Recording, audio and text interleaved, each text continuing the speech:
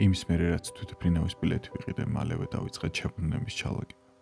ძალიან უცნაური შეგრძნება, როცა შენი ცხოვრების 3 წელიწადს ორ ჩემოდანში ადევ და თან უპრობლემოდ. ამ ფაქტმა ისე დამთრგუნა, რომ ცოტა ხანის უბდა ჰაერზე გასეირნება გადავწყვიტე. ერთი პარკი მაქვს ამოჩემებული, რომელიც ყოველთვის ძალიან დიდ სულიერ სიმშვიდეს მკვრის ხოლმე. უცნაური იყო ის, რომ იმ დღეს პარკის ყოველი დეტალი განსაკუთრებულად ლამაზად მეჩვენებოდა. ქალაქიც საგრძნობლად სარიელი იყო. თითქოს ყველა მიცოდა, რომ ბოლო მომენტებს ვატარებდი იქ და ვითომ საჩუქრად პირადი ტური გადმომცეს. ფრენის წინა ღამე არაფრით გამოირჩეოდა სხვა ღამეებისგან.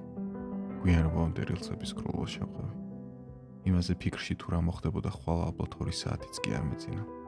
ბოლომზის ამოსვლას უყურე და მაქსიმალურად ვესადე დამემახსოვრებინა.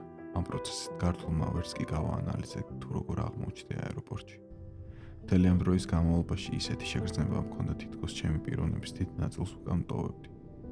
როცა თვითმფრინავი აფრინდა და გასასწორებლად ბოლოჯერ მოუხვია, გადავხედე ქალაქს, საიდანაც ის მეორე ნიკა მიყურებდა, რომელმაც სხვა არჩევანი გააკეთა და ვითომ ახლა ამაცილებდა.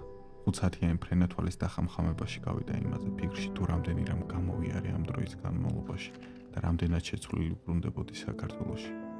სახლშიც რომ მოვედი და ჩემი ოთახის კარი პირველად გავაღე, ისეთი შეგრძნება დამეუფლა, თითქოს წარსულის მუზეუმში მოვყო. ყველაფერი ისევ ისე იყო, ყველაფერი ისევ ხელშეუხებლად იყო, რაც ძალიან უცნაურია.